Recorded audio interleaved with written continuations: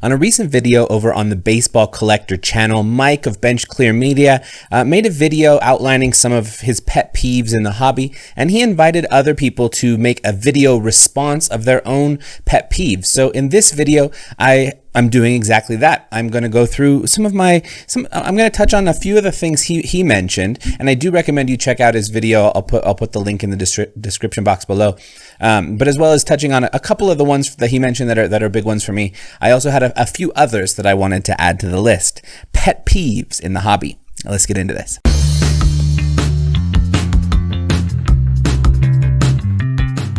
So of the ones that Mike himself mentioned, there was a couple that really stood out to me. One of the very first ones he said was related to poor packaging when people ship cards to you. That is definitely a big one for me. I have been lucky that I haven't had any major damage of the cards that I've received, but I have received cards that I just can't believe didn't get damaged. They were just like sitting in an envelope, by itself sometimes, or maybe no penny sleeve, sometimes just really poorly thought out. And I've also had, I think there's at least one or two sellers who I buy from pretty regularly because they have really good prices and they package their cards well and everything, but inside of the bubble mailers always smells like cigarette smoke. That one always bothers me. I'm still buying from these guys because it doesn't seem to linger onto the cards themselves, but I wish people would put a little bit more thoughtfulness into how they package their cards sometimes. Another one that Mike mentioned as one of his pet peeves, absolutely I would agree with, even though I haven't really used PSA yet. PSA's upcharge thing, it bothers me so much. I don't understand it. It feels like, somebody in a live stream said, it feels like piracy. It feels like they have something, they decide it's higher, and they're going to hold on to it until you pay them a ton of extra. Now, if there was a small upcharge because, of the need for a higher insurance for when they're holding it, or a higher insurance in the shipping process, okay, a small upcharge makes perfect sense.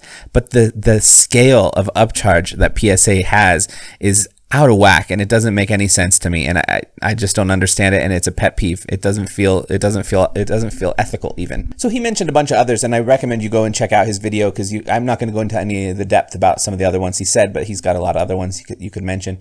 But then I'm going to go into a few ones he didn't mention that are pet peeves for me in the hobby. Now, the first two I'm going to mention have a similar root. The first one is that there's this sometimes a forced kind of separation between the concept of the community of collectors and flippers and dealers and people who approach the hobby in different ways, and that sometimes there's like this effort to pigeonhole people or push people out of the clique that's defined by one of those categories. And I feel like that's so it bothers me. It's a pet peeve because I feel like the hobby is this really open thing, and I feel like it's perfectly okay for people to engage with the hobby in different ways, and maybe at different times, or maybe in a bunch of different ways at the same time. There shouldn't be the perception or an effort even to separate people based on how they engage with the hobby. I don't like that. And the second one is really similar. There's also this sometimes like this effort to separate people who are into vintage and people who are into like modern or ultra modern cards as a different group of people. And I also am bothered by that because I like both spaces very much,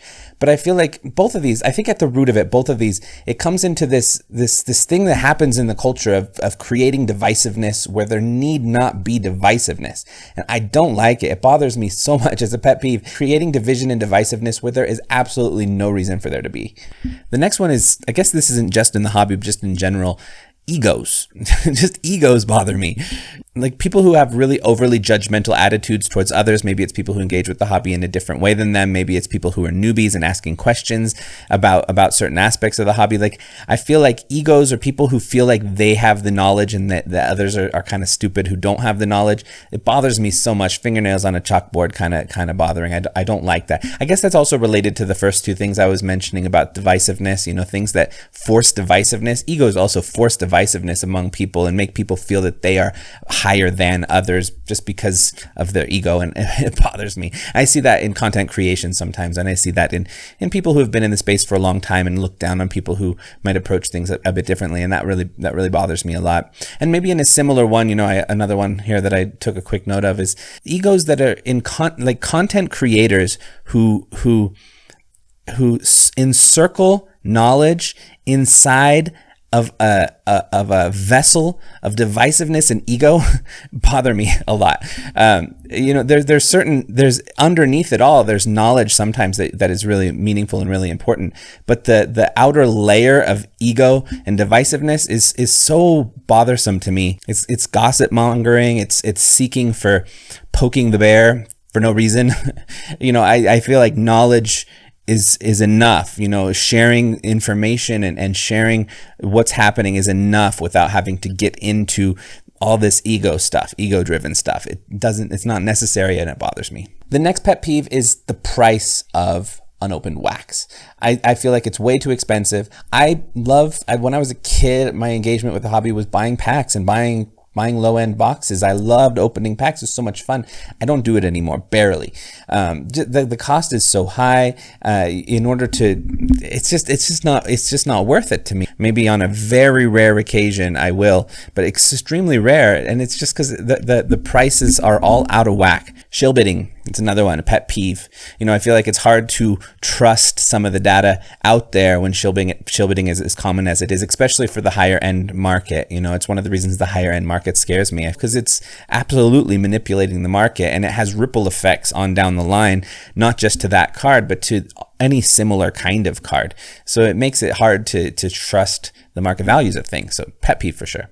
Patches that aren't associated with any game or player worn or anything like that have no association. That is a pet peeve. What is the purpose of that thing? Did somebody just, like the Panini and Top CEO, just go into their laundry basket and pull out something, and that's what went into the card? It could be. I mean, really, there's nothing about that. I even if it's a cool looking multicolor and it's got like cool designs or shapes, if it's not associated with that player in some way, then what's the point of it? It just seems so ridiculous. It's like a little piece of garbage that they add to it, and it's a pet peeve.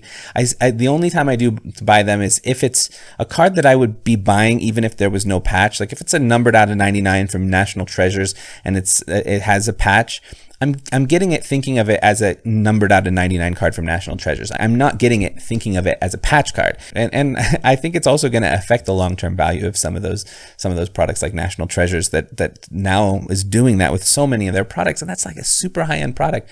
At least, maybe if it was just in hoops or something like that and they just wanted to do something to add a little bit of aesthetic here and there, okay, whatever.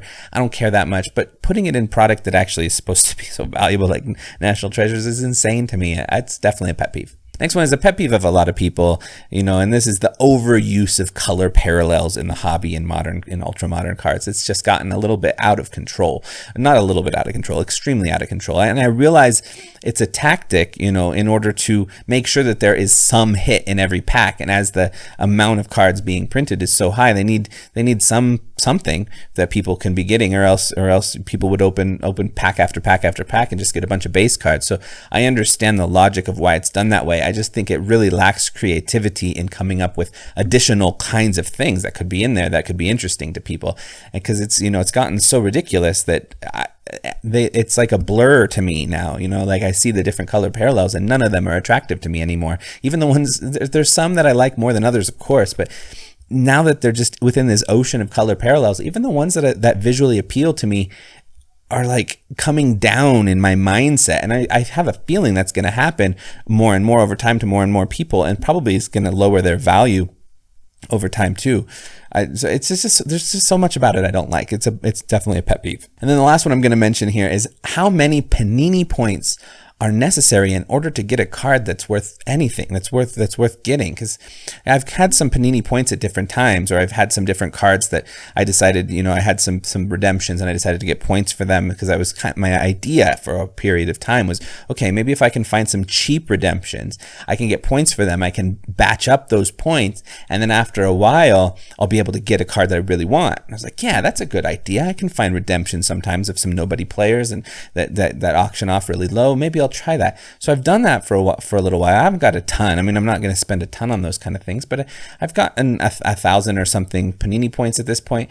And then I go in, I'm like, okay, let's look, let's see what I can get. and there's nothing I want. You know, the cards, so many of the cards that are 600 Panini points, you could buy it for $2 or $3. Like the amount of time it takes to get up that many points, and you know that many points should be worth more than a card that you can get for under $5. So that's a pet peeve of mine. It feels like there's so many pet peeves about the redemption system, really, but that's just one I wanted to mention. Just redemption cards in general are sort of a pet peeve. I understand them, why they exist, so they're a little bit of a pet peeve, a little bit less of a pet peeve, just because I have that understanding. But the value of the points being so low is a real pet peeve, because that's so solvable. You know, they could easily just, for some of those lower end really cheap cards, instead of it being a 400 point card, make it a 50 point card, because there's some cheap stuff in there. So anyway, that's it for this video. Those are just a handful. I'm sure there's others. If you have any other pet peeves that you have in the hobby, let us know in the comments below. Definitely check out that video from Baseball Collector as well. But for now, that's it for this video.